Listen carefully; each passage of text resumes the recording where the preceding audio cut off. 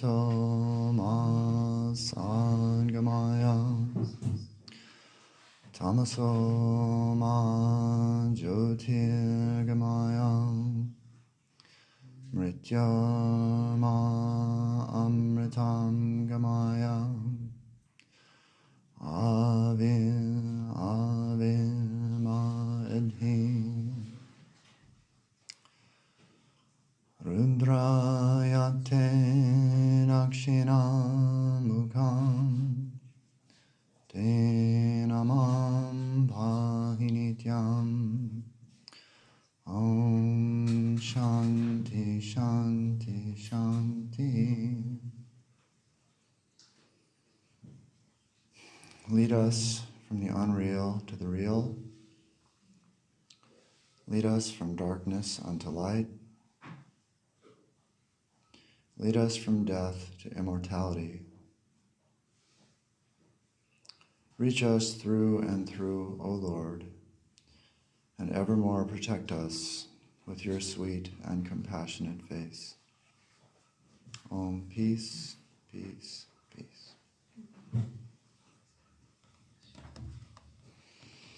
Good morning. Good morning. It's very nice to be back here and see so many happy faces, some new and some very familiar.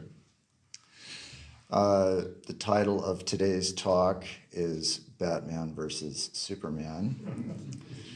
When I was a kid, I wanted to be Superman. My mom actually made a little Superman outfit for me when I was probably about 3 or 4 years old. I don't know how she did it, the usual way, knitting or whatever. And so I would run around the neighborhood. I had a red letter S and a cape and the whole thing. And I would put on my Superman outfit and run around the neighborhood and jump and save the world, as only a 3 or 4 year old can do, running around what were then vacant lots in Venice. And the fact is that I actually still want to be Superman. But my idea of Superman has changed over the years. And so the Superman I'm going to talk about today has a small s, not capital S Superman, the guy, right? Small s Superman is the prefix super, literally meaning above man. And so Superman, and I'm going to give a couple examples of this, is above the human condition. That is Superman. That's the Superman as I think of it today.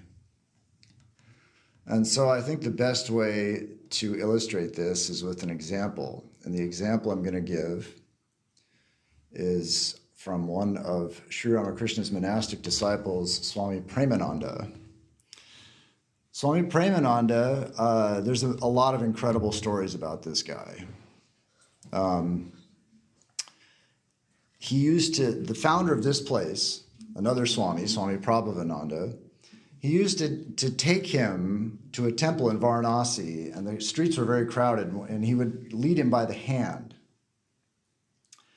And the Swami said that when he felt the touch of Prabhavananda on his hand, something like an electric current of joy would fill his body.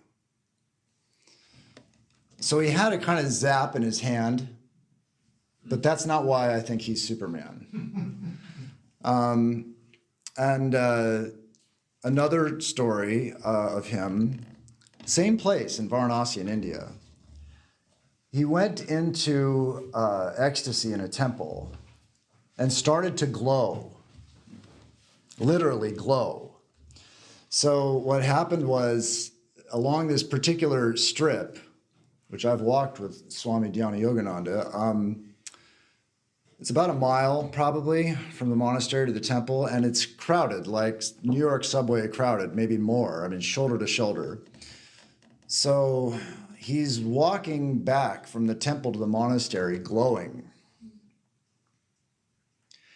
And these crowds of people turn and look at him in silent wonder, and everybody just parts.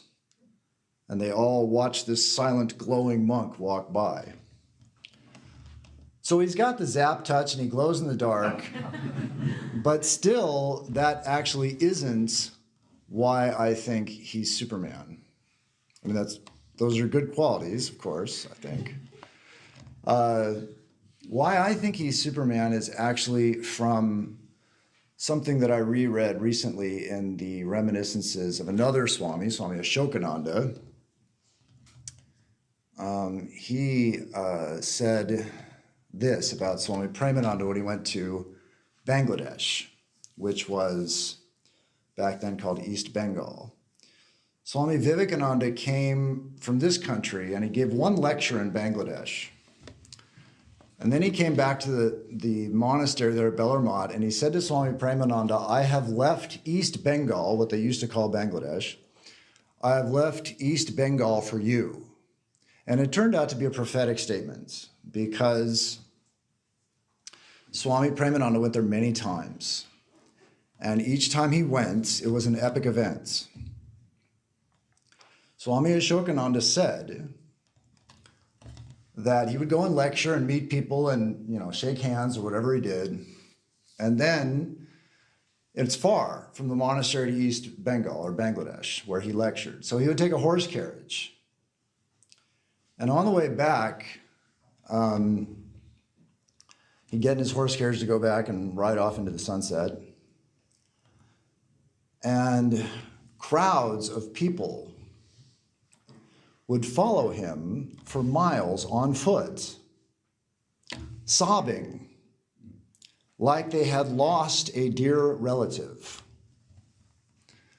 This is what Swami Aseshananda said the effect of his lectures were in East Bangladesh. And so that to me is why he's Superman. And I'd like to go into why I think that's Superman. And the first thing to ask ourselves is, were his lectures that good? Right? I mean, okay, there are some really good lecturers out there. I've heard some. We have, probably most of you know the name Swami Sarada Devi. He's our YouTube Swami. And some of his lectures are millions of people have listened to these lectures, right? And he's very good. I listen to them, and I learn something every time. He knows all the scriptures, and he can explain them so that even I can understand them. And yet, with all that, I don't think he's ever had the problem of crowds of people following him after the lecture for miles and sobbing. That's something else, right? That sounds like something out of the New Testament, right? Where the masses follow Jesus and he did this or that, right? It sounds like that, sort of, right? And so the question is, what's going on there? What is that? It's not just a good lecture. I don't think it was because he was glowing in the dark. And he didn't have time to reach out and zap all these people like he did with the monk there. So there's something else happening. And the best explanation that I found actually came from an American woman who gave a lecture on Swami Vivekananda. I don't know if you can keep track of all these names. Swami Vivekananda in New York.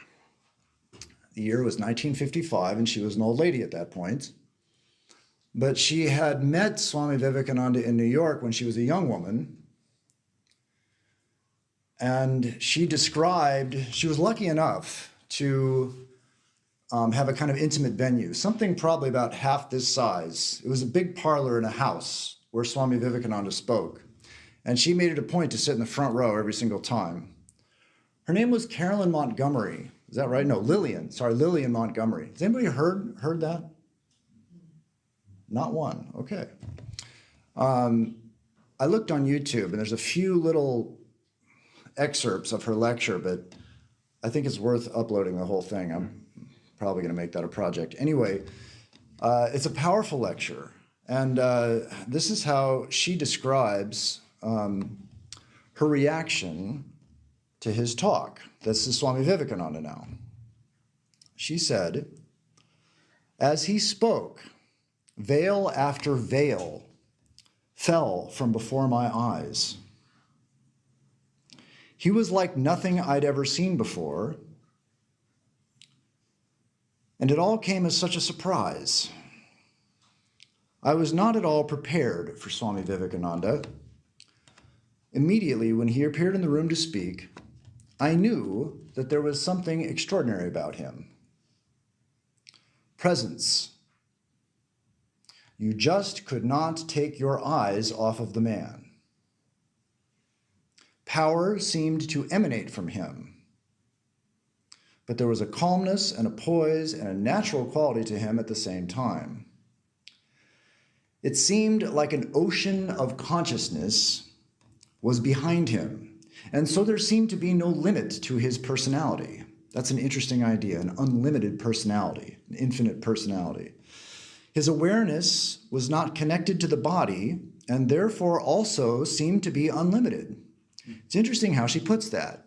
His awareness was not connected to the body, right? We kind of think that we're these sort of animated mannequins, right? And the awareness is stuck inside the body. You know, the eyes open and the lights go on and there it all is out there, right? That's generally how we operate.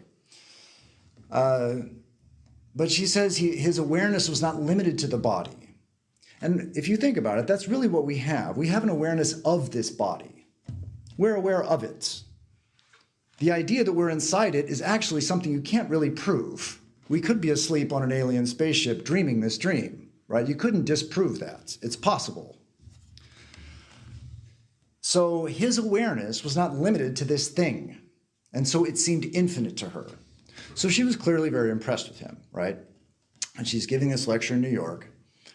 And it's, like I said, it's a powerful presentation she gives, very hushed silence. You can tell in the room there's a kind of charge in the air just from listening to her recall this experience. And so they asked a natural question. Did you meet him? I mean, she went every day, sat in the front row at his feet and watched and had this experience. Did you meet him afterwards? Did you hang around for question and answer afterwards? No, she didn't, not once. She never asked him a single question. Not only did she not ask him a single question, she couldn't understand why anybody else asked him a single question. She said that here in front of you was this man who was perfection. This was a perfect being, is what she said. By looking at this man, all the problems of my life were solved. It's a remarkable statement. She also said, in seeing Swami Vivekananda, I got all that I wanted. All that I wanted. So the idea, if perfection is here in front of you, and it has solved all the problems of your life, and it's explaining to you how you too can also reach this state, which was his recurring theme, that perfection is innate in all of us. And we are all, in fact, destined, even whether we like it or not, to reach perfection ultimately. So she said, here is perfection in front of you telling you how to reach perfection, and you're going to ask it a question? That was her position, right? Clearly, many people did ask him questions.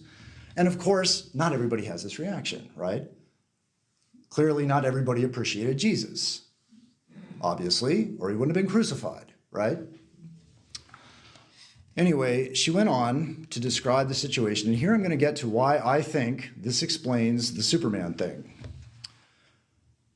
She said, Vivekananda said, blessed are the pure in heart, which I had heard so many times in my life. Quote from the Bible, right? That's Jesus says, blessed are the pure in heart. But when he said it, the purity of the man seemed to reflect divinity. Every word he spoke was a revelation. Because while others spoke on faith, he was speaking from a standpoint of something that he was living. His sense of I had expanded to something vast deep, pure, and powerful. He perceived the divinity. This is key. This is it. Here's the punchline, okay? He perceived the divinity in every form and perceived it to such a degree that he awakened it in his listeners. That, I think, is the answer. He perceived the divinity to such an extent, with such clarity, so right in front of him, he was aware of the divinity in his listeners, that he awakened that awareness in them as they listened to him speak. This, I think, also explains Swami Prabhavananda. Why would these people follow him? Because he had really helped them. He had really given them a new awareness of their own identity. Maybe you agree with me, maybe you don't, I don't know. But it still doesn't explain one thing. Why cry? Why were they sobbing? They follow Swami Prabhavananda. He's awakened this awareness in them. They're so excited. They follow him like zombies. Why sob? Right? Why would you sob? Well, when so many people are sobbing, it's difficult to say, oh, they all did it because of this or that, right? I mean, they probably each one might have had some different reaction, right? People are different. My feeling, based on my own much more limited experience, is that when you have even just a tiny little glimpse of an elevated consciousness, when your mind rises and you feel the joy, the relief,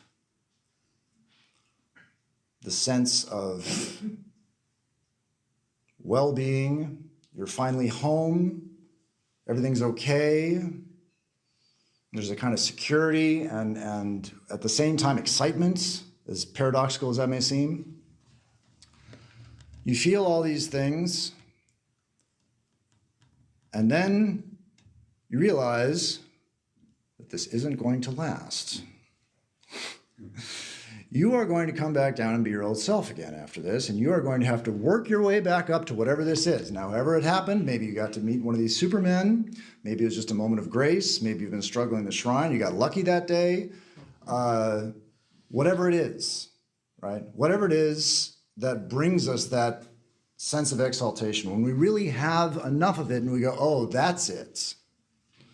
At the same time, there's a kind of this isn't going to last, and I'm going to have to work to get this back. That work to get this back bit, pretty intimidating. That's how I explain the tears, okay? I might be wrong, I'm just guessing here, right? But this is how I explain the tears, because this guy who can do it by looking at you and talking to you is getting into his horse carriage and riding off into the sunset, and you wait. More. Right? Where are you going? Right? So that's what I mean when I say he's really helped, but in opening the eyes of the people that he spoke to, they know what's in front of them. And they may, right or wrong, they think it's intimidating and a long road, which most of the time it is. Some people win the lottery. Most of the time, it's a long and intimidating road to get to this level of consciousness. So now the next question is, why do I want to be Superman? Do I want you all to follow me out of this room sobbing? Is that what I'm here for? No. Who wants that? I don't want that. Like I said, he helped them. He helped them, and I think that this is actually why one reason, I'm going to give another one. This is one reason why I think we all want to be Superman. Because we've all had some time or other in our lives, perhaps multiple times, when we really wanted to help. We genuinely loved someone who was hurting. Maybe they had a physical problem. an emotional problem, a spiritual problem, and we felt like there was nothing we could do. I don't think, if you haven't had that experience yet, I think you will before you get off of this rock. I don't think anybody gets to avoid that one. And so that ability to really help, and yes, there are plenty of examples of these super souls that didn't just, they actually help physical problems. There's, of course, mood elevation. Someone's depressed and you're with one of these guys, it's over. But, if you're on life support in a hospital and you're sitting next to your loved one and you think, well, what good would it do if I was a saint now? It would. They may not jump out of bed, but it would benefit everyone. It benefits the person in bed, it benefits the nurses and the doctors and you, everybody else. This is real help. This is real help. To demonstrate through your own conviction to other people what they are. Right? So that's one reason why I want to be Superman. And of course, for now, we still have to try and help. We're not Superman yet, but we have no choice. Even though we feel like, oh, there's nothing I can do, or I don't know what to do. Well, you've got some idea. It may be right or wrong, but you've got some idea of how to help, and you have to pursue it, even though you don't really know that it's going to be help. And this is true in every situation, even the most obvious situation we face. Building on fire, child, baby, save it, right? Seems clear. Go save the kid, that's the right thing to do, right? But you don't really know, right? You save the kid grows up, becomes a serial killer. How could you possibly know that? You couldn't know it, right? So you have to do the right thing, what you think is the right thing at the time. You can't just let the analysis of all the possibilities paralyze you, right? We can't do that. We have to act, but we have to offer these acts, right? This is karma yoga. For those of you, I think everybody knows that by now. This is karma yoga, where we don't really know, but we say, okay, Lord, this is what seems like I'm supposed to do here, and so I'm going to offer this to you, and only you really know, but you know where my heart is. My heart is coming from a position of love, right? Love and a genuine altruistic desire to help this person that I love, or maybe that I don't even know. But the motivation is love, right? Motivation for help is love. With Superman, not with Batman. Okay, Batman also thinks he's trying to help. Batman is not motivated by love, okay? Now Batman, unlike Superman has a small s, Batman has a big B. Okay, this is the guy, Batman, that I'm going to talk about. So Batman, who is he? Probably everybody knows. He's been TV, movies, comic books. As he's an ultra-rich kid, beyond spoiled, more money than you could shake a stick at. His parents were shot in front of him when he was a kid, an impressionable kid. And he decided to devote the rest of his life to avenging their death. He's going to be a vigilante. He's going to go out and take care of bad guys, put them in jail, kill them, whatever it takes. So Batman also thinks he's trying to help, right? What is Batman's motivation? Batman's motivation is revenge, not love, right? Why is Batman seeking revenge? Because he's attached. He can't give up his own anger. He can't let go of the pain that he feels. And what does he do about it? Something he's not entitled to do, right? He's not a cop, and he won't belittle himself to go join the police academy, right? That's beneath him because he's super wealthy. So he's completely egotistical. Now, I realize there may be some Batman fans out there. I'm going to throw him under the bus, all right? Batman is completely egotistical, entitled, acting out of vengeance and an inability to let go of his own anger. But he cloaks it in a veil of altruism, right? He says, that's not really my motivation. I just want to save other little rich kids from getting their parents offed by poor muggers, right? Not fair to put the class references in there. He wouldn't say that. He would say, I want to save other kids from getting their parents killed by bad guys, right? So I'm actually being unselfish in my actions. This is Batman's explanation of his own behavior, right? Well, he's of course completely ignorant, right? Batman has been rich his whole life, and he's lovingly raised by a butler after his parents die, right? So he has no idea the people he's decided that he's qualified to put in jail, which he isn't, because he's got a lot of money and a lot of toys, and he's just going to go do this stuff, right?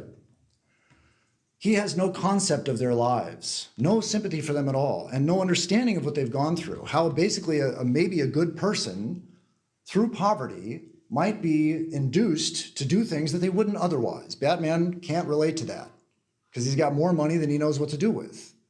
I mean, he could take that same money and start a college fund, right?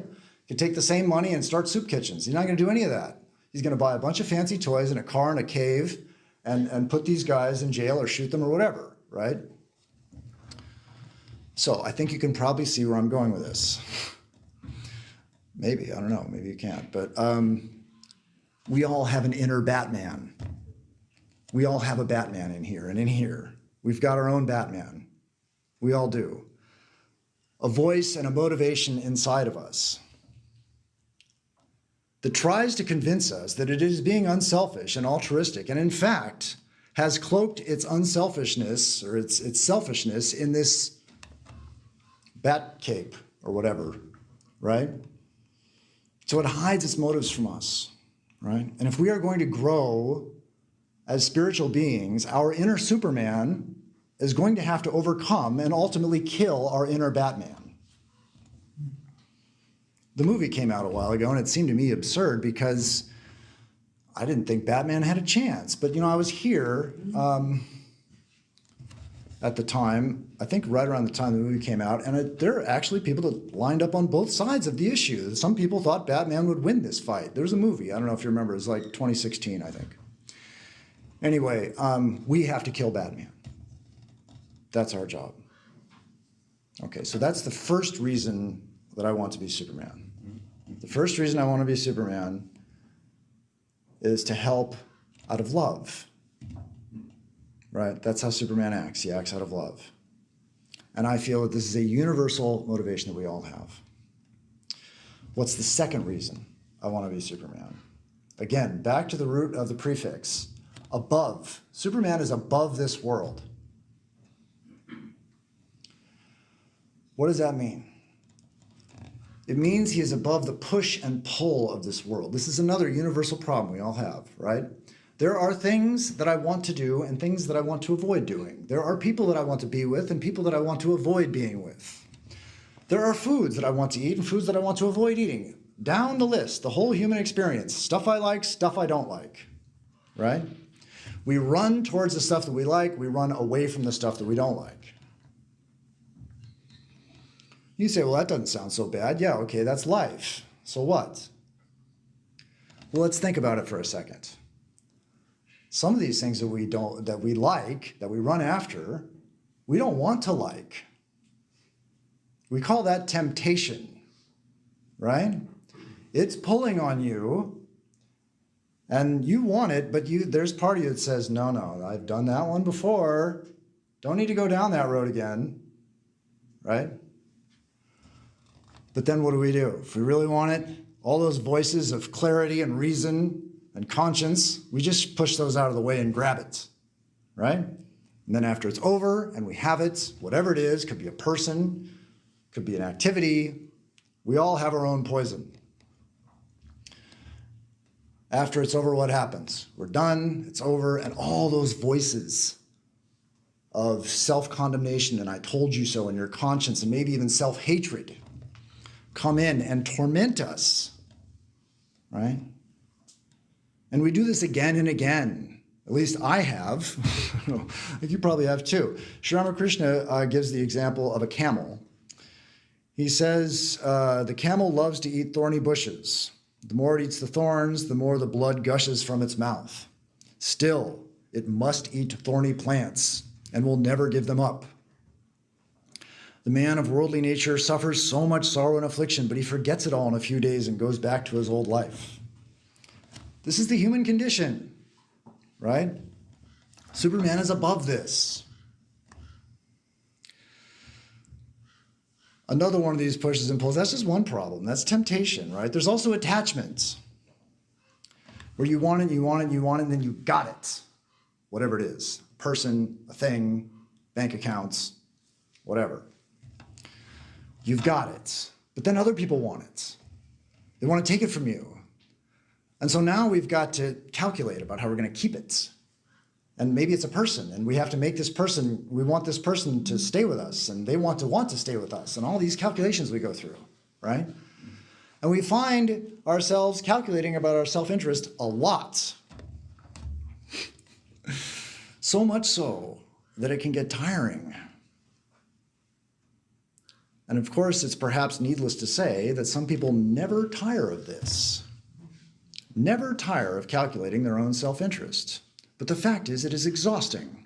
Our minds could be dwelling on so many more worthwhile activities than this petty little self-interest. But it plagues us. And of course, Batman's whole life is a reaction to an event. Pursuing his self-interest, which means trying to rid himself of the pain of his loss. Right? That's what he's trying to do. Rid himself of the pain of the loss of his parents. By doing what? By inflicting pain and loss on other people. Never going to work. Right? Can't be reactionary. We have to, at some point, realize how much time we spend calculating our own self-interest. And now, just like I gave another Superman example, I'm going to give an example of this kind of Superman. And this is not a Swami of the Ramakrishna Order. This is a Zen master named Hakuin Akaku, who lived in the late 1600s, early 1700s. I first heard about this guy when I read Eckhart Tolle's book. I can't remember which book it was. Does anybody know who I'm talking about? Zen master, Hakuin Akaku? Some people do. Zen master Hakuin Akaku, I think it was A New Earth, Eckhart Tolle. I think it's in that book. And I looked it up, and there's more on him on the internet, of course. Anyway, so what's his story? He started Zen, born in a little village in Japan, Hara, it's called. Started off with Zen very young, had some spiritual experiences, achieved enlightenment at 41. By the time he died, his village in Hara became this Zen center of learning. It was transformed from an ordinary Japanese backwater to a Zen center because of the influence of his life, right? You had a great Zen master there that just attracted this stuff. And so how is he Superman? This is a fascinating story. He's got his ashram and his followers, and he's running a Zen center and all that stuff. A local teenage girl gets knocked up by some yokel. She's pregnant. And her parents find out. They're furious. And they say to the girl, "Who did this?" And the girl doesn't want to turn in her sweetheart. So what she does is she points at the Zen master, says, "It's Hakuin. He's the father of this child." Of course, the parents are infuriated at this, and they run off to the Zen center, and, "Hey, as our daughter told us, it was you, and you made her pregnant, and blah, blah, blah." And they spread, Hakuin's a fake and all this. He loses everything. What does Hakuin say to the parents? Yeah, you read it. He says, "Is that so?" That's it. Is that so? He doesn't defend himself. Okay, so then everybody, they believe the parents, they believe the teenage girl, they leave Hakuin, the whole place is deserted, he's homeless. Never utters a word of protest. 9 months later, she gives birth, the parents angrily, furiously bring this kid. "This is your son," or daughter, whatever it was, I don't know. "You have to take care of it." Is that so? That's the response. Is that so? And so what does he do? He walks door to door begging for the child. Totally humiliated and ruined he is. From big shot Zen master to homeless beggar with a kid in his arms, door to door, trying to feed this thing. Goes on for a year. Finally, the formerly pregnant teenage daughter can't take the guilt. It's just too much for her. And so she tells her parents it's this yokel at the butcher shop, wasn't the Zen master. And so the parents, mortified, right? And they go to Hakuin. Oh, how could we? We're so sorry, blah, blah, blah, blah. Is that so? That's the answer. Is that so? Totally above all of it, completely above the attachments. Now I've got a Zen center, I've made it. I mean, okay, he's not got a lot of money, but he's got a lot of admiration, right? He's got a reputation. For some people, that's much more important than money. They say actually that's the last one to go. This desire for people's recognition and fame, right? That's the last and final attachment after you get over money and lust and all these other things. Meant nothing to him. Is that so? And then it all comes back. Doesn't mean anything. Is that so? Right? So I would say he's Superman because he is above this push and pull. And I would also say, maybe odd for a Japanese Zen master, he's a real Christian. Why? Because what does Jesus say? Whosoever shall smite thee on thy right cheek, turn to him the other also. But I say to you that you resist not evil. But whosoever shall smite thee on the right cheek, turn him the other also. Right? Matthew, Sermon on the Mount. That is, according to Vedanta, a real Christian. Not what you believe. Here's after you go, then you go to the clouds or whatever that is. Or you have to believe that Jesus did this or that. No. That's it. Where you resist not evil. You are transformed into someone who can resist not evil. Think of the power of the man who can do something like that. He's not human. Which one of us could do this? I would also say that he's a real Hindu. He's a real Hindu because Krishna, what does Krishna say? I forgot Krishna's thing. Krishna says, okay, I don't see it here, but he says, he is lucky and does not rejoice. He is unlucky and does not grieve. I call him illumined. That's the Bhagavad Gita, right? He is lucky and does not rejoice. He is unlucky and does not grieve. I call him illumined. Right? So he's a real Hindu. And in fact, according to Vedanta, he's a real everything. Because that's really religion. That's real religion, according to Vedanta, right? Swamiji describes what real religion is. He says religion is being and becoming, not hearing and acknowledging. That's religion, being and becoming, not hearing and acknowledging. And this man has become something. Zen Master Hakuin has become something. He's not just acknowledging a teaching, right? He says it is not an intellectual assent, but one's whole nature becoming changed into it. See, fighting over dogma is kid stuff, right? Fighting over what you believe and I believe and these things, that's the shallow end of the pool we're kicking around in with religion, right? That's not it. Religion is becoming something better, becoming Superman. That's religion. And so I've heard people say over the years that this sounds boring. Especially Krishna's verse in the Gita, where he says, I call him, he is lucky and does not rejoice, he is unlucky and does not grieve, I call him illumined, right? Krishna says that in the Gita. And people say, yeah, well, that sounds boring, that's not life, right? If I win the lottery, naturally I'm going to celebrate. To just go, is that so, like a zombie, right? What kind of life is that? Right? People, I've heard this objection, right? What kind of life is it if all these things happen and you're just a nerd, right? Is that so? Is that so? Is that so?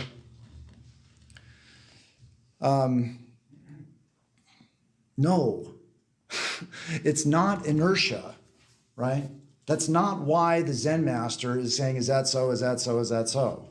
He's aware of what's going on. He knows that he's lost his ashram. He's not an idiot. He's not a zombie, right? He knows all these things. Why don't they affect him?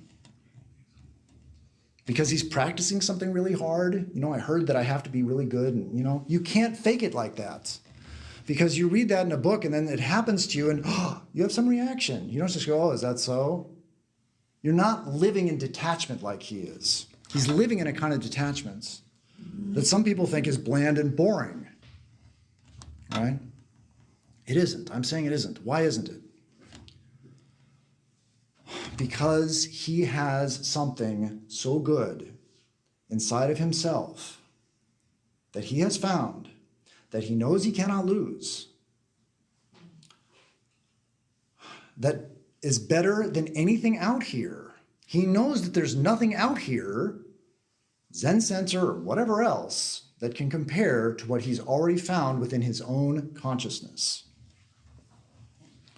That is why he can just look at these people and say, is that so? Because he is living in a kind of bliss that is so far above the losses and gains of this world, right? When you have millions and millions of dollars, nickels don't amount to much, which is basically winning the lottery. That's why you say, is that so?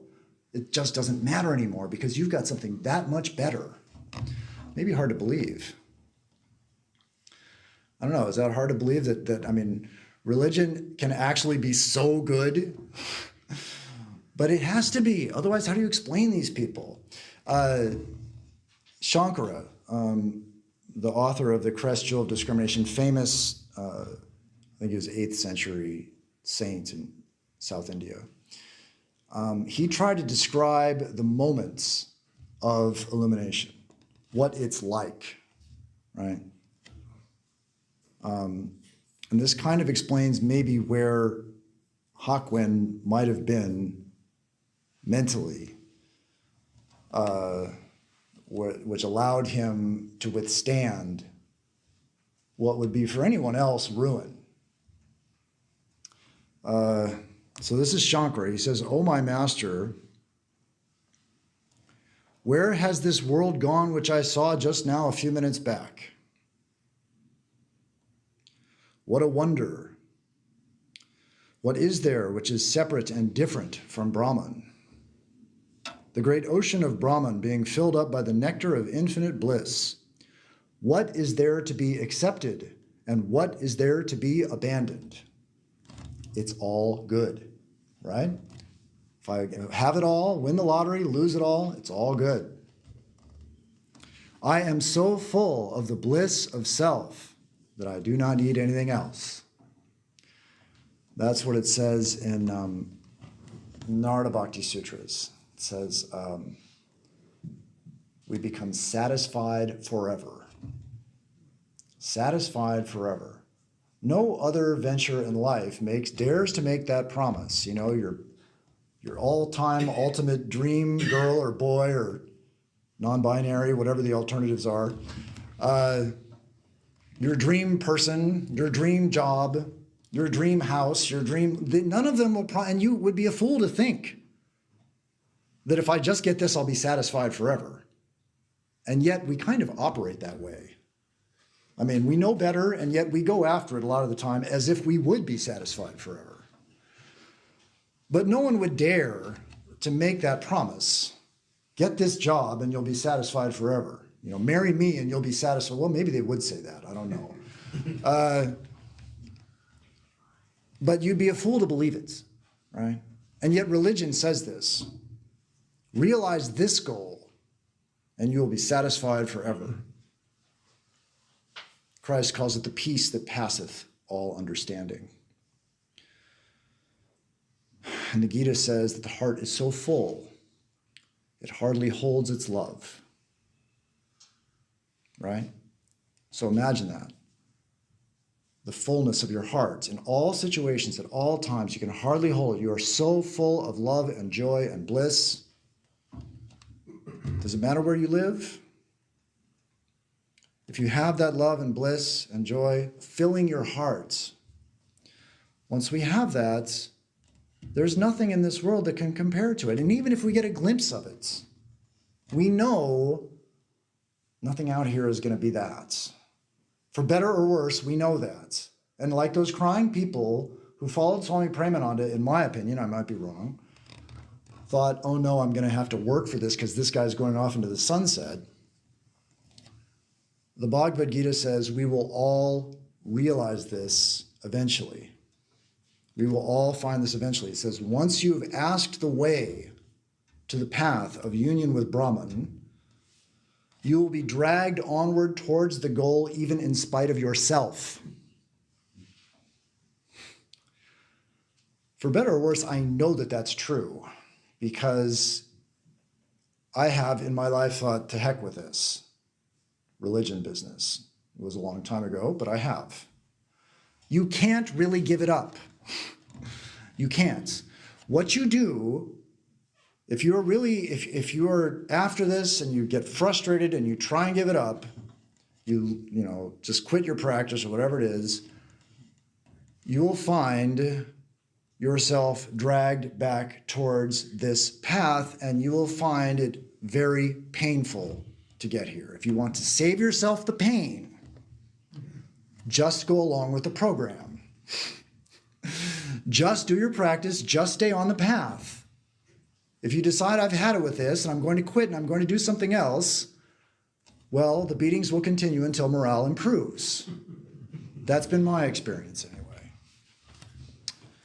So I guess I should talk a little bit about how to become Superman, assuming I've sold you on the product. So how to become Superman? I said we have to kill Batman. How hard is that? Well, it turns out Batman's pretty hard to kill, actually. Like I said, I thought Superman was going to mop the floor with him in the movie, and it turned out to be a little bit better fight than I thought. One of the big problems with killing Batman is finding him. Because he hides, like I said, in this kind of cloak of altruism he puts on, where he's not really being selfish. He's not really being resentful. This is just what's right. Right? So Batman doesn't want to be found. I guess I'm found by this bug. Come on, buddy, get out of here. And so how do we find Batman?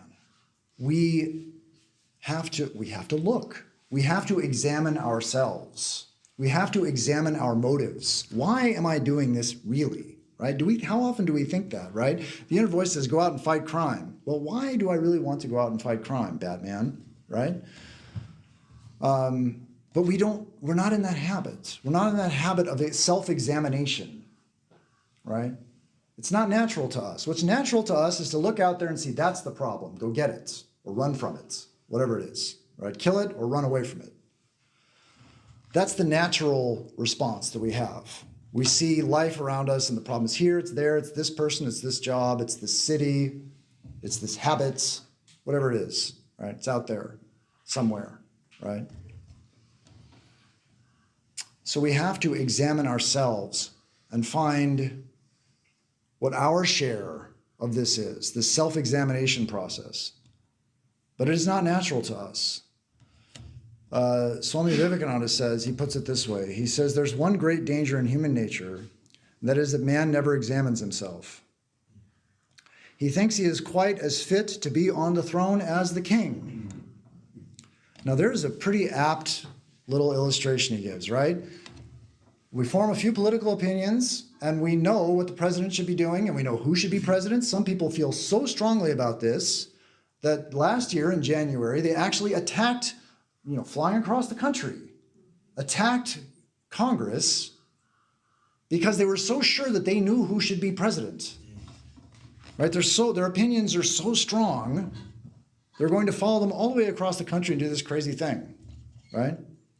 Just because we have a few political opinions doesn't make us fit to be president. Just because Batman doesn't like crime doesn't make him fit to fight it, especially since he's too egotistical to go try out for the police academy, right? I'm too rich and privileged for that. I'm not going to debase myself to that. I know what they should be doing better than they do. Never mind, I've never studied any of their methods, or maybe he has, but he's going to do it his way, right? So same thing, right? These opinions, these strong opinions. The first thing about examining ourselves to try and recognize is that maybe not all of my strong opinions are perfectly 100% right. You know, we have some opinions that we're not so sure about. We're willing to negotiate on those. Then we've got some other opinions that we are pretty certain about those opinions, right? And other people have really strong opinions about something we think is ridiculous, right? Like this guy thinks he's so sure about who should be president, he's going to go to Washington, D.C. and do this insane thing. Most people, I would say, think that's silly. But we all have something, some strong opinion that we are just, it's black and white, right? We're done examining that one. No more input there. We're finished with that and we move on to something else. We just operate on that opinion, right? Examine, right? We have to examine ourselves, okay? And Swamiji says, even if he is, he must first show, even if he is fit to be the king, right? So even if we're right about our political opinion, even if he is, he must first show that he has done the duty of his own position, and then higher duties will come to him, right? So before you go to Washington and attack the buildings, be a good father, be a good mother, be a good brother, sister, be a good person, be a good employee, right? Be a good dog owner, whatever it is, right? Be good at it. Your station in life, whatever it has been given to you, perform that well. Be a good person. Fulfill that. Once that's fulfilled, other things will come to you naturally. This is what he's saying, and I think many of us in this room have probably lived long enough to see this happen in our own lives. When you're really finished with something, something else comes. And there's a kind of natural and graceful way that this can happen, or there's an abrupt and violent way that this can happen, right? But see, Vivekananda's solution is humbling. Just go home, be a good person, go to work, be nice to your boss, all these things. Batman's like, no way, I'm putting on a cape and I'm going to go fight crime, right? I'm not going to just be some humble guy who does what he's told. But see, being the good person, what does it mean? It means acting like Superman. It means bringing more love into your surroundings, right? That's what it means. Bringing more love to the people, not just the people we love, but the people we like and the people we don't like, especially them. Superman can do that, which is a real trick, right? To love the people we don't like. So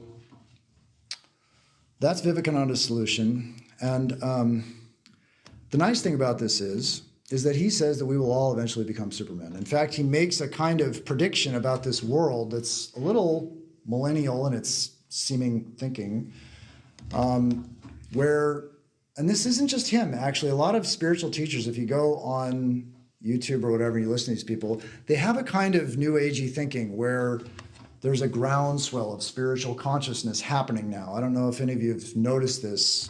If you surf through spiritual talks on YouTube and you read some pop spiritual books, you find this thought is not that uncommon.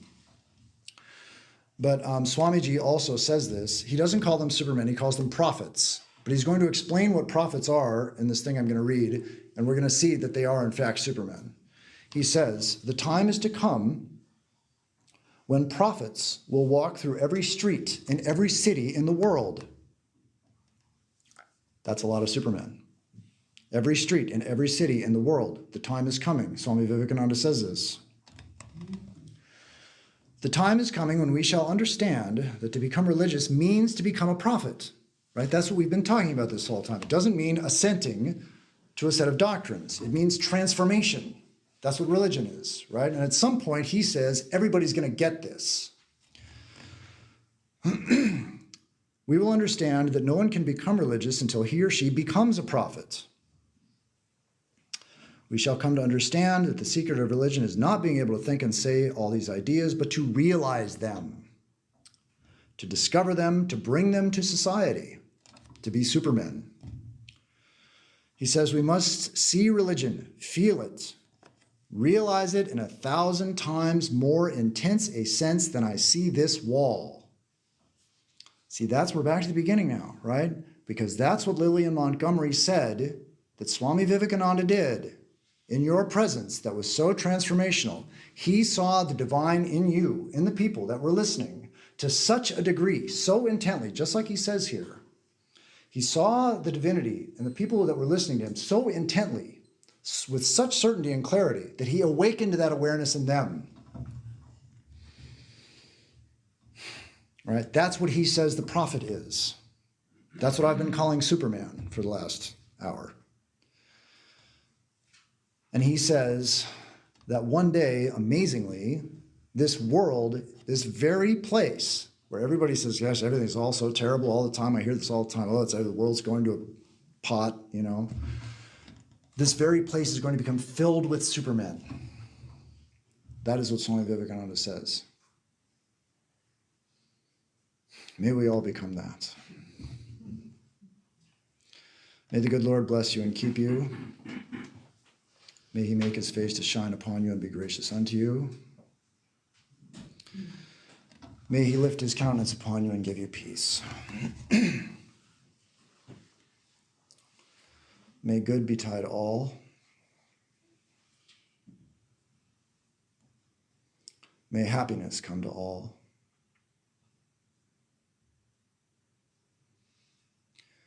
May all see the face of truth and be fortified with the armor of love,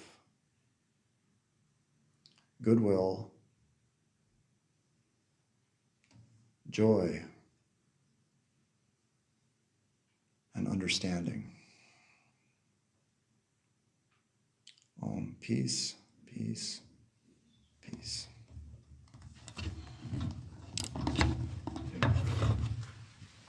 Well, I'm glad we think alike. I was all for Superman, even though I was pretty static. But Batman was greater. Anybody would like to pass some comments or questions? That was a beautiful analogy. Thank you for yes. I had a little comment, you're talking about Superman and Batman, and I was reminded of the Sufi philosophy. They talk about jihad in the Islamic world, where you go out and fight the kafirs and win over it so that the non-believers become believers. That's your traditional jihad. But the Sufi way of looking at the same jihad is a whole different way. It's saying the battle is not without, it's within. You battle against your own nafs. Nafs is the ego that we have. And it's a huge battle in itself. And what is the point of this outside battle? So I found an analogy to that with the way Superman operates and the way Batman operates. Also with the Gita, right? Same with the Gita. Swami, sorry, I'm recording you with the camera. I'm just pointing I have to stay. Yeah. Okay. Same with the Gita, right? Because it's a war, right? The whole Gita is told on a battlefield, right? But that's a metaphor, right? You've got the Pandava brothers, 5 of them, and the Kauravas, 100. The Pandava brothers are your 5 good tendencies, and the Kauravas are your 100 evil tendencies. And the Lord is your charioteer, and he says, go out and fight them. And you say, no, they're my friends, right? They're my friends. I've known them for so long. There's my uncle, and there's my aunts, and there's whatever else. Well, I don't think the aunt was there, but anyway, I've known them. They're my friends, my relatives, right? Because we have habits.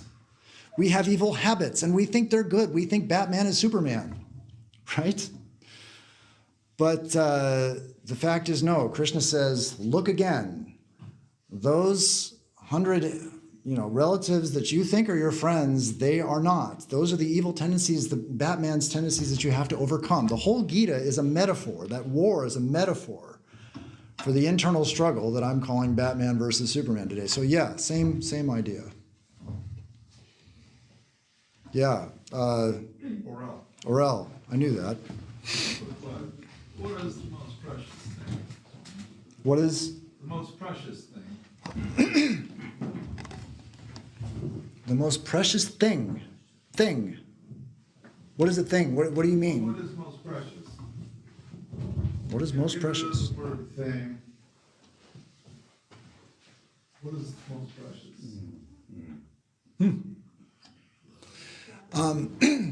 Well, I would say that love conquers all. What is the most precious? Love conquers everything. Every situation. I don't think there's any situation that you bring real love to that isn't conquered. It's conquered, right? Love conquers. If you can really love, think about somebody says something harsh to you, right? And if you can actually respond in the moment in love, they're toast. They can't stand up to that. All their anger is gone. All their agenda with you is over. I think love is the most precious thing. I think love is the great dream. Love is what we all want.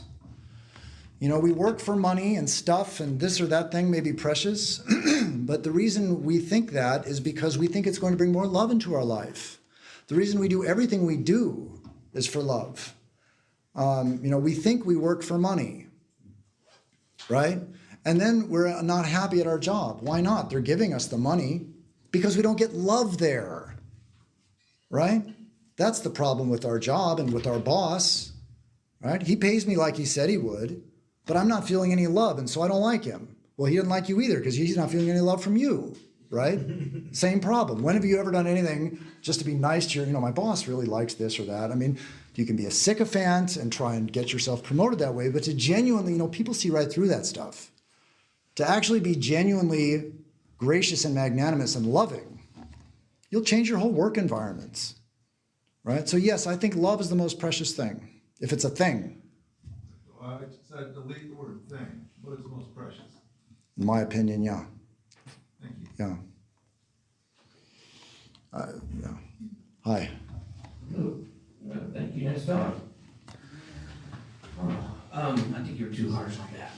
Yeah, I thought there's more like you, I think. Yeah. Well, he does, right? My question is, so you brought up a point that's really kind of been plaguing me. It's something that I've been thinking about quite a lot. So where does omniscience of truth become beneficial? Like, okay, so real quick, my roommate so stoked to make this stroganoff, right? She made it. You know, she talked about it for months. Salty, nasty, it was horrible, right?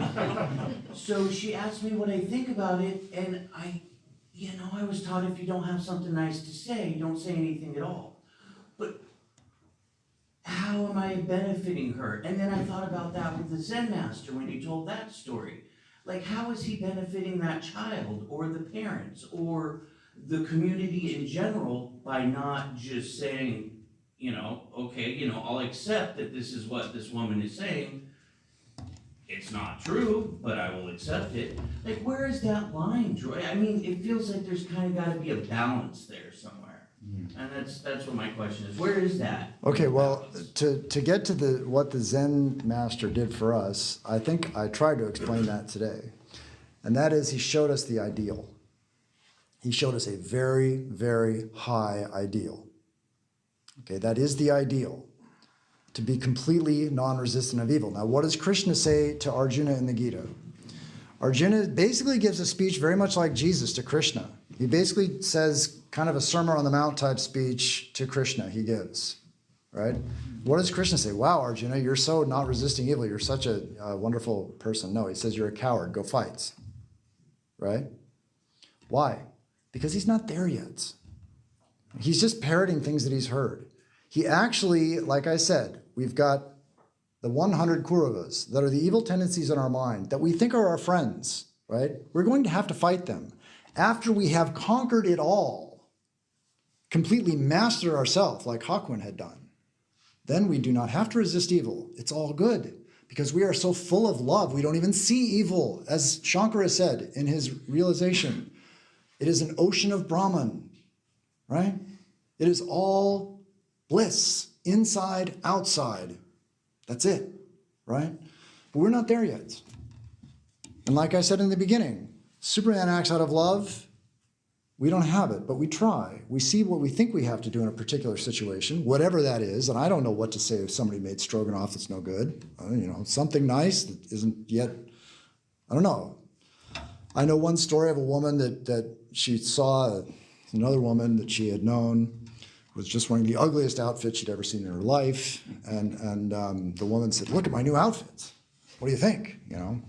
She said, you know, it's a really nice feather on your hat, right? There is, now if you can see it in a moment, that's a talent, but there is a redeeming quality in every situation. Granted, it's not that easy to see all the time, right?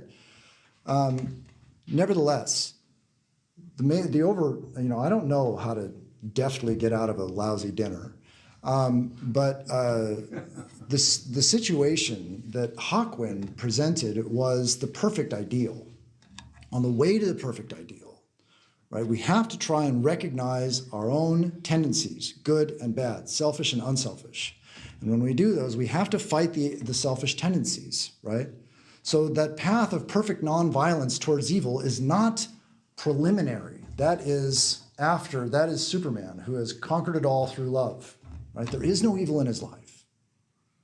That's where he is.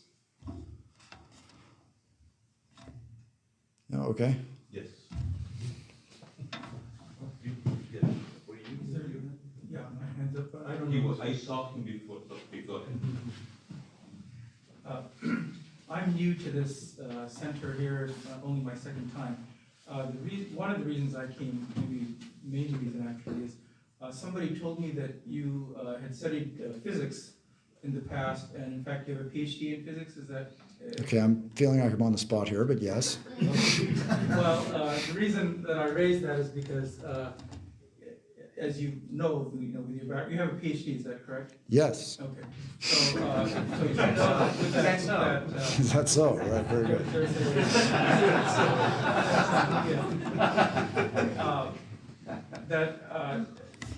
There is a lot of knowledge that is coming, about the material world through that particular study, and that there are strong connections between, what is being studied in that mode, that discipline, as compared to what we experience in spiritual work or spiritual activity. Mm-hmm. So my question is that something that you still even think about or get involved, or is that something you just left so far behind that physics is? That's why I started studying it. It's because I was fascinated by those connections. And then after it took me years to figure out that making these intellectual connections wasn't really making me any more spiritual. I mean, it might have helped. But the idea that I can see a similarity in whatever, quantum field theory and the ocean of Brahman, right? Let's say I can make some intellectual mapping between those two things for the sake of arguments. It doesn't help me resist temptation in the moment of trial. It doesn't, that is the intellectual assent. That's what Swami Vivekananda said. It's an intellectual assent. Yeah, cool. Modern physics, ocean of Brahman, right? Intellectual, fun. Does it transform you? Maybe it does some. It wasn't transforming me, at least not enough. And so that idea that religion is being and becoming was not fulfilled through the study of physics for me, and my feeling is that the study of anything isn't really going to do that. Religion has to be practiced as religion, and it's got its own method. Physics has a method, religion has a method. And you have to undertake the practices of religion to make advances in religion, to, as St. Paul says, be transformed by the renewing of your own mind, right? You have to renew your mind.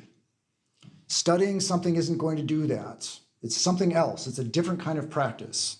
Okay, so yes, and it took me a long time to realize this. And now, occasionally I'll read some physics thing, but it doesn't have that allure for me like it did. Yeah.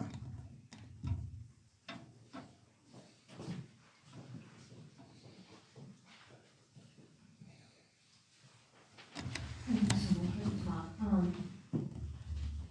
For us devotees that we are not there and waiting for the world with prophets in every street of every city, when we hear these sad news, when we hear war for Ukraine or what is happening to Iranians, what do you suggest as a devotee that are filled with peace and love to do, because we're humans and we cannot just close our eyes and not do it? What is the best practice to feel like that we contributed to help these voiceless people on the other side of the world, and feel not guilty of living in a better world without all of these violence, with freedom that we have here, and feel like that, okay, what can I do? Witnessing all of this, I cannot close my eyes and be indifferent. What do you suggest? Yeah, so, obviously Iran and Ukraine are very far away. And so I don't know, maybe you have some connections. Maybe there's something you can do that's material that presents itself to you. It's possible, I don't know. I live out in the Mojave Desert. There's not a whole lot materially that I can do. But what Swami Vivekananda says, which I practice, and I recommend that all of you practice this, before you start your daily devotions, however many times a day you do them, just for 5 minutes, you try and imagine your own heart chakra full of love. First start there. Right? Imagine your own heart chakra full of love. And then imagine that love filling your body, all the way from your toes, fingertips, top of your head. You can try this with me, okay? Imagine the love in your heart expanding to fill your whole body.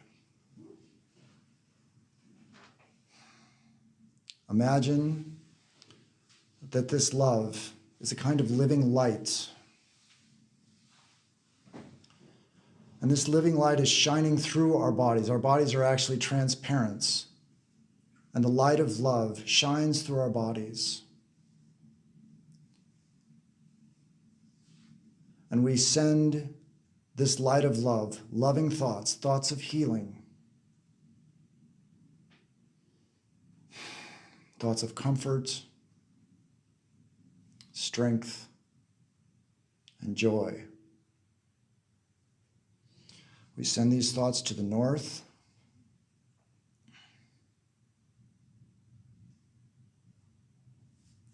We send these thoughts to the south.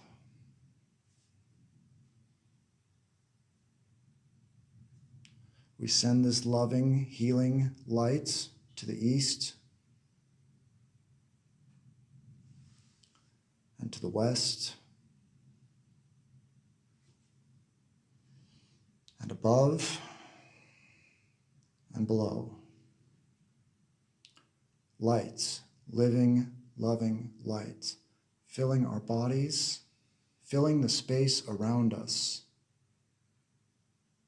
filling all the beings with that same joy, comfort, strength, love.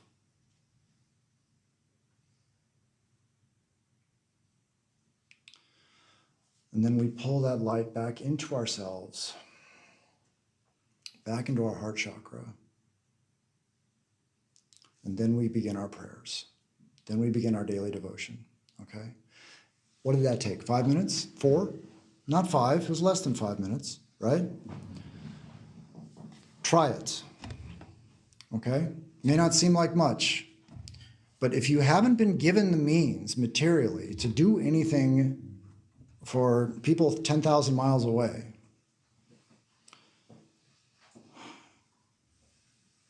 this will make you feel better. And you say, okay, well, that's, you're just hypnotizing yourself into thinking that you're helping. No, it's not true. It's not true, because if you do this regularly, you find that you bring this more often into your own life. And when you do that, the people that you interact with, they are going to change also. It takes a while to see it, but it does happen. So it's not just living in some dream world. It's more to it than that. Okay, you are affecting your environment. Someday maybe when we're Superman, we can affect the environment 10,000 miles away. I don't know. But for now, practicing that, bringing more love into our immediate surroundings, and you will no longer be bothered by these thoughts of what can I do for the people in Ukraine and Iran. They will stop tormenting you, these thoughts.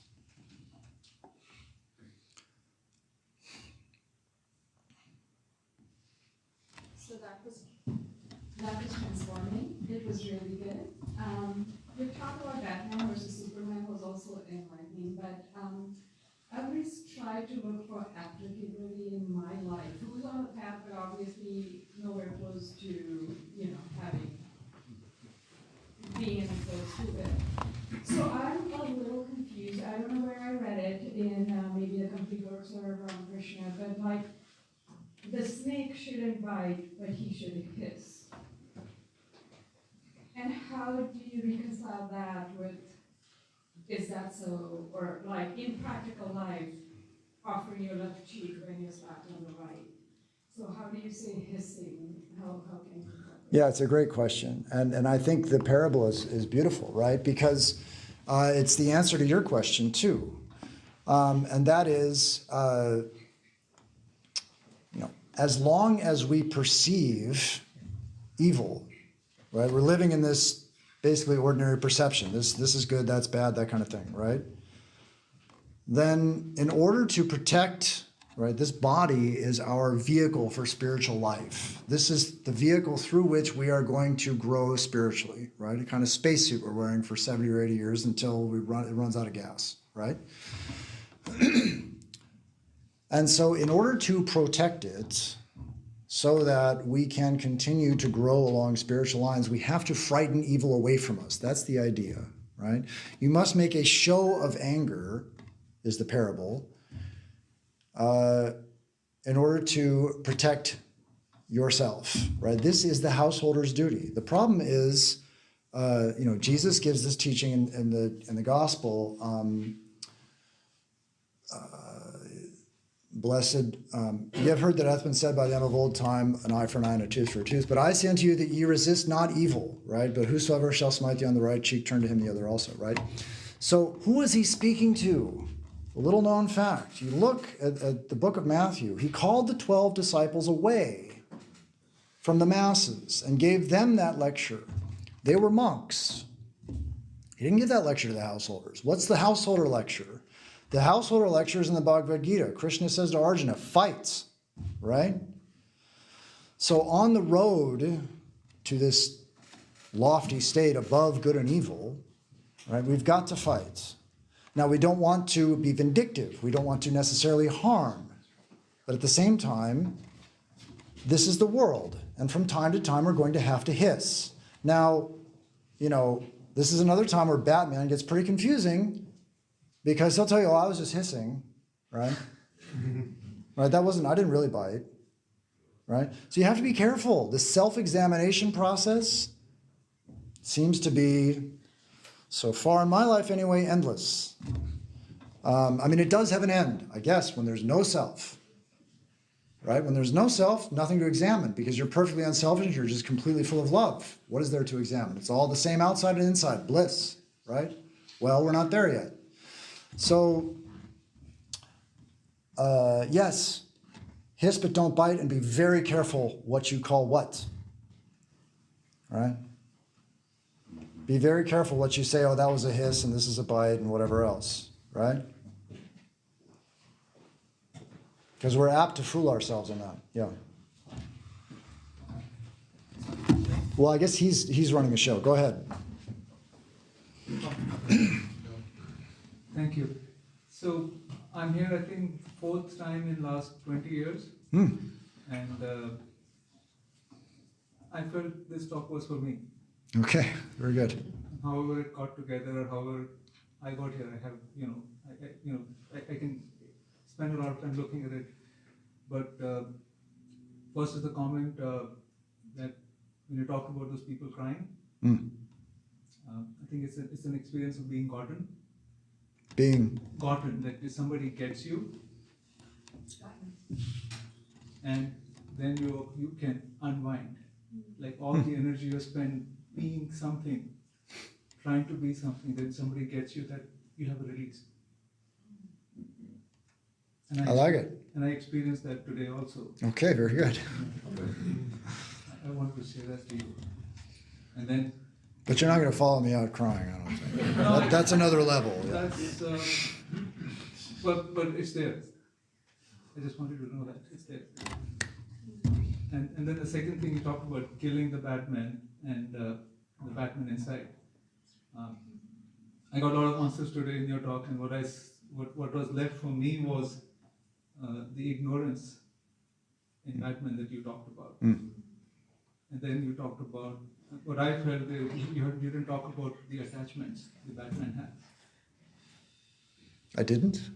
I don't remember, but that's what I'm left with, those two words. He's attached to his own pain. That was the attached to idea. his own Yeah. pain and Won't let it all those go. things. Can't forgive. Yeah. And I feel, and I'll just speak for myself, I have a lot of that too in life, you know, there's We're all ignorance Batman, and yes, attachment and right. it manifests as feelings and emotions and all those things. So I want to hear what you have to say about it, that how does anybody save the Batman? Save means, what is save? Save Batman, what does it mean? Getting all of his ignorance and attachments. Oh, yeah. Well, that could be another whole lecture, right? I mean,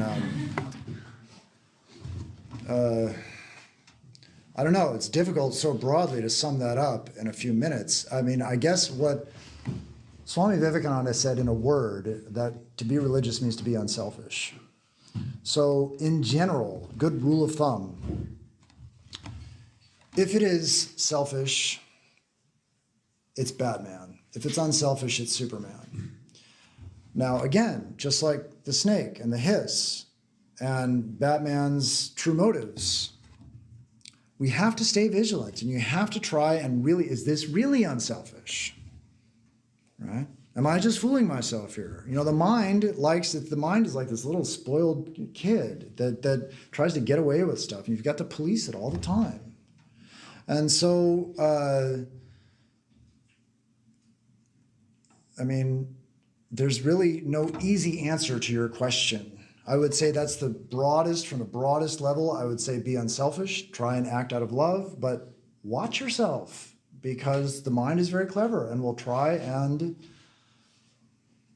hoodwink us, make us think that what we're doing is actually altruistic, when in fact we're being egotistical, ignorant, and entitled, and resentful, and all these other things, just right below the surface, right? But it fools us. We run out to go, you know, fight crime or take down the Capitol building or whatever else because we're right. You know, that's another thing to be careful about, is strong opinions. You know you're right and the other side is wrong, right? Black and white. It's not black and white.